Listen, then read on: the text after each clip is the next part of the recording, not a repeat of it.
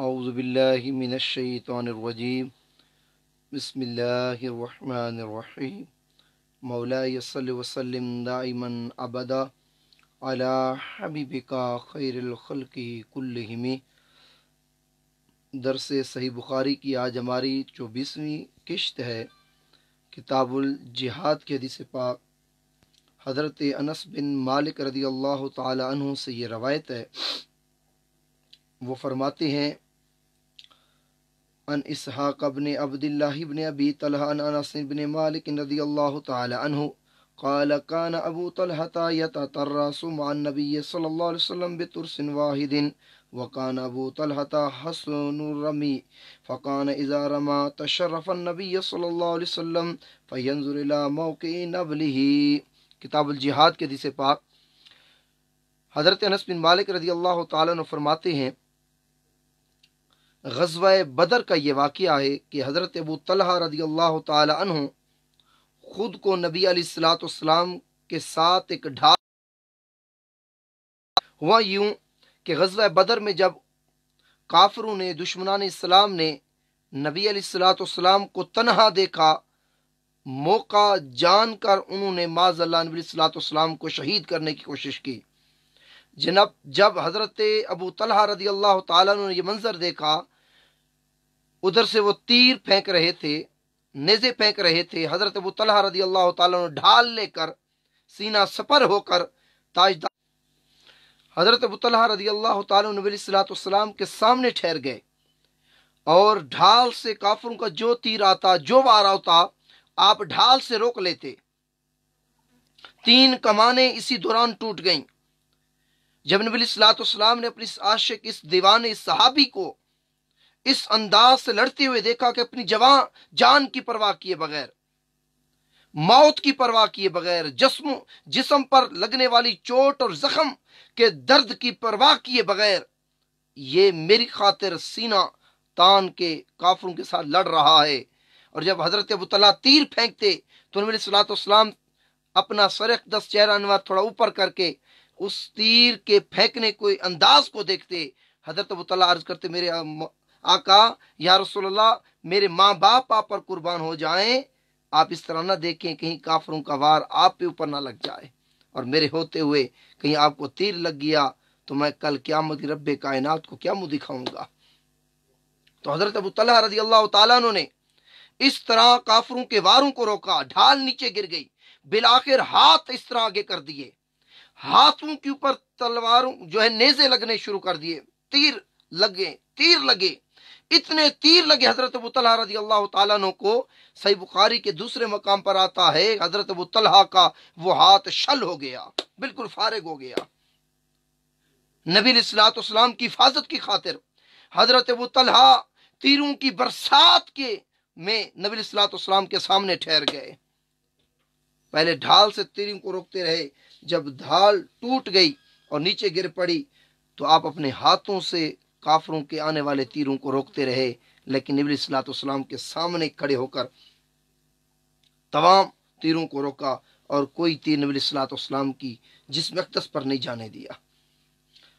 حضرت جریر روایت کرتے ہیں کہ نبی علیہ الصلوۃ والسلام مجھ سے رسول اللہ صلی اللہ علیہ وسلم نے فرمایا، کہیں بھیجنے کا کہا،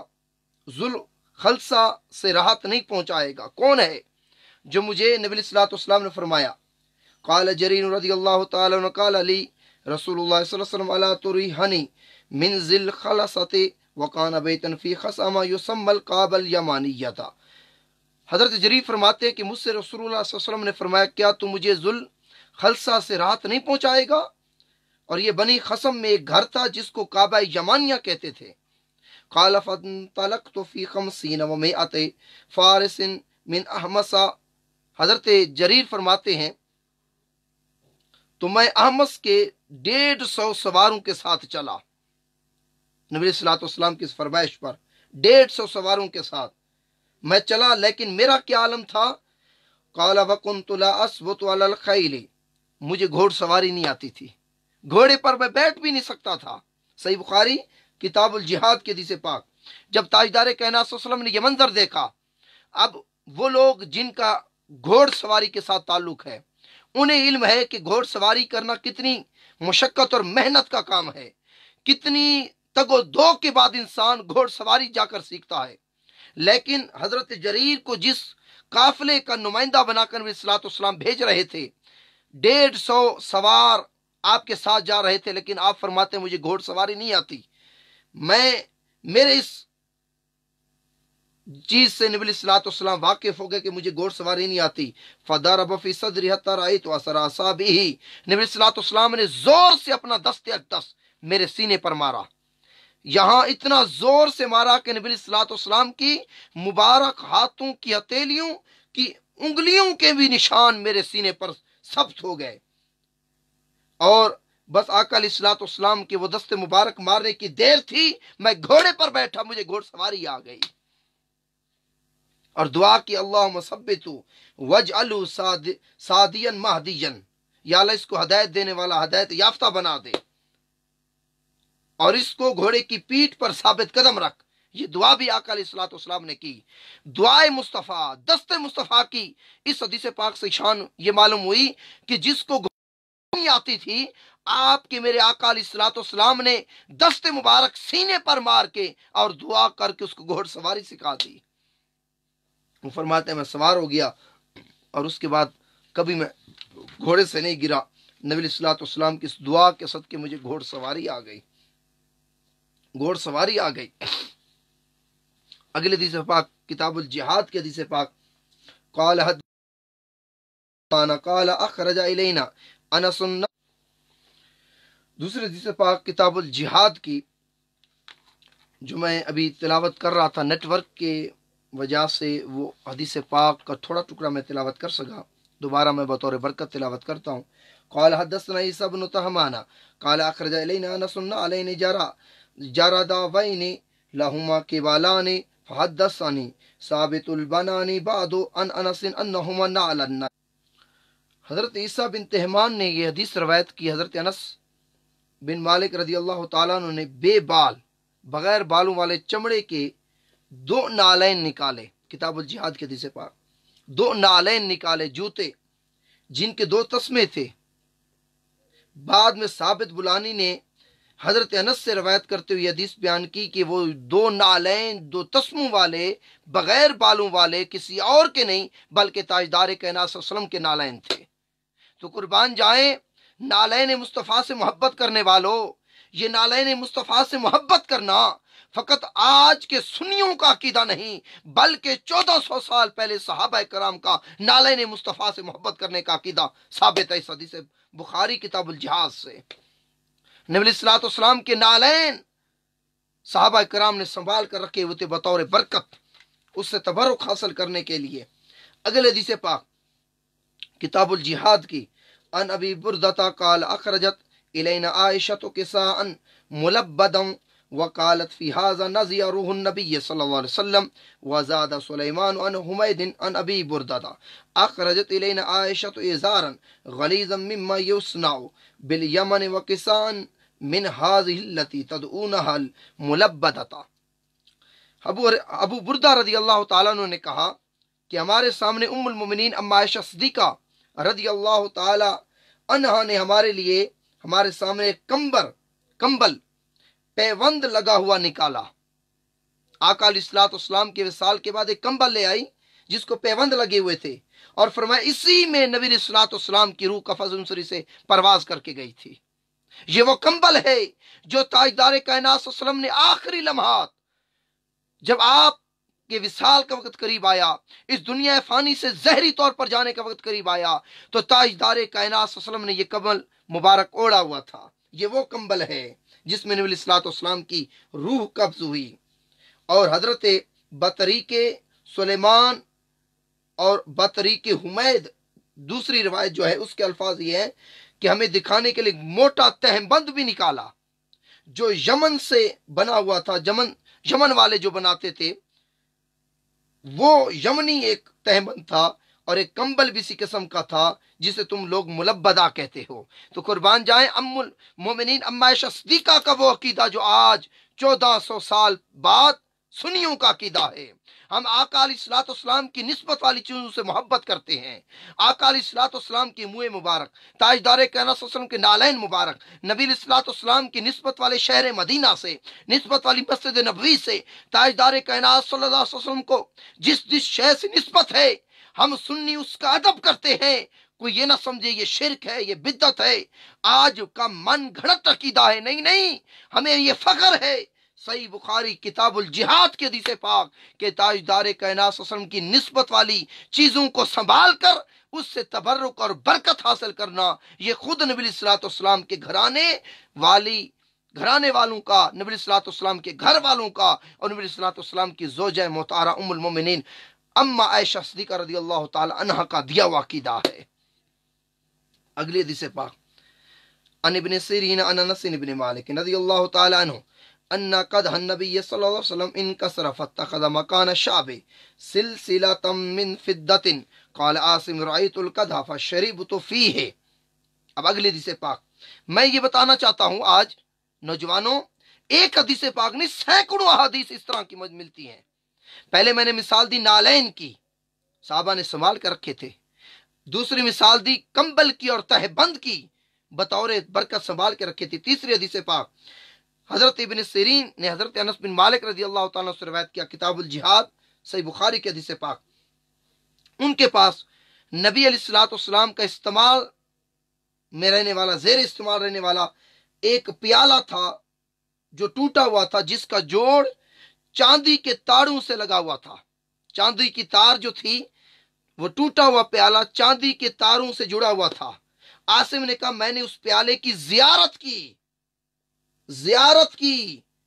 اور فقط زیارت نہیں کی بلکہ بطور برکت اس پیالے میں پانی ڈال کر بھی میں نے پیا۔ اب کوئی بتائے کہ کتنے عرصہ گزر گیا ہوگا نبی صلی اللہ علیہ وسلم کو، گزرے کتنے سال، جو لوگ تبرک کے، برکت کے اور نسبت کے قائل نہیں، وہ صحیح بخاری کی حدیث پڑھنا چھوڑ دیں، معاذ اللہ ان حدیث کا انکار کر دیں۔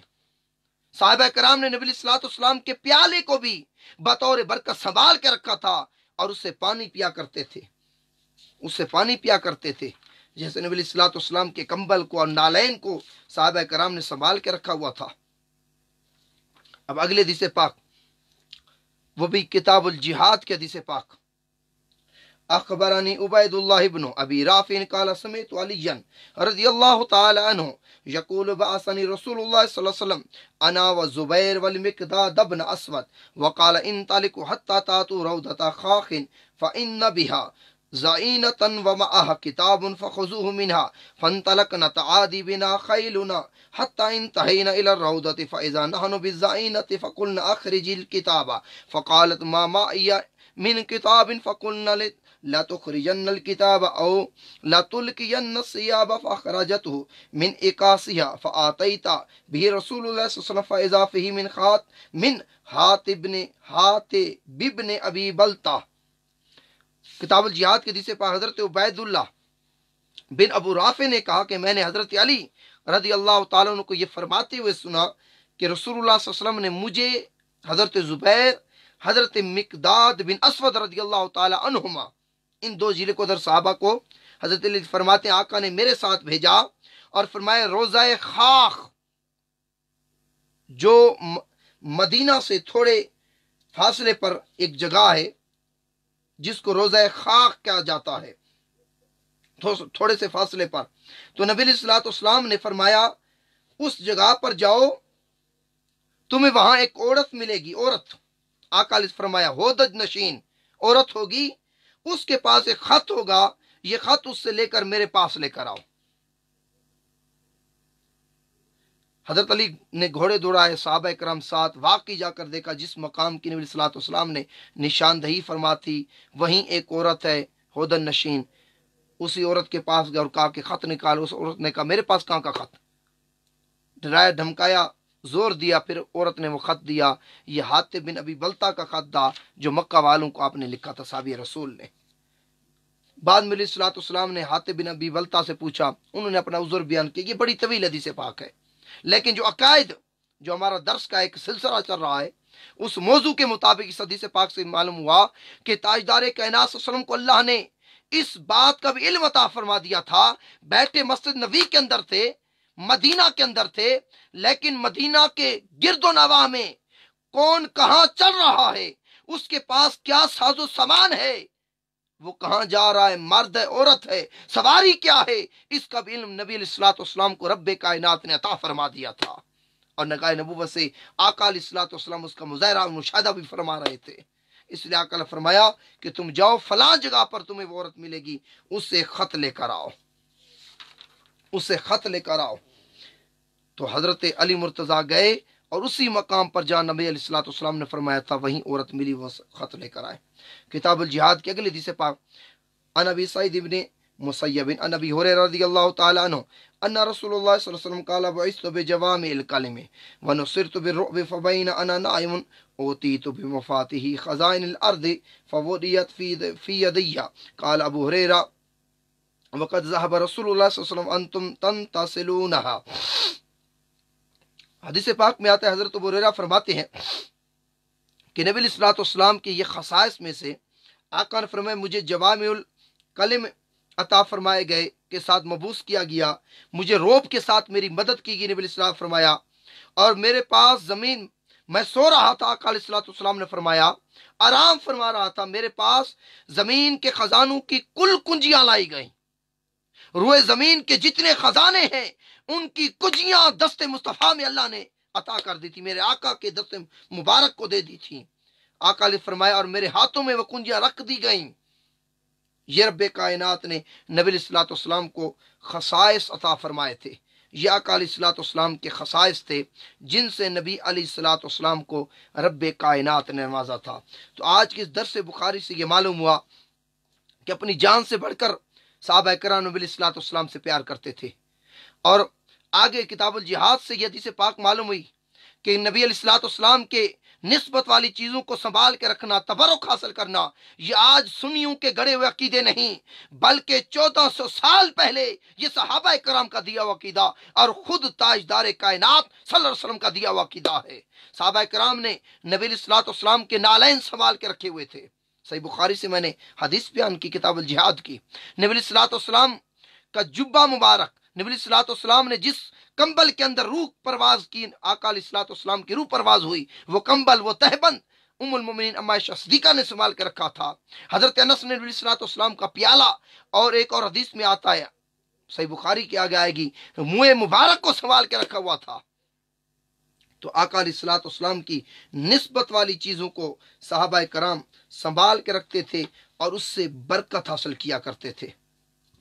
تو رب کائنات کی بارگاہ میں دعا ہے کہ اللہ تبارک تعالی آج کا یہ ہمارا درس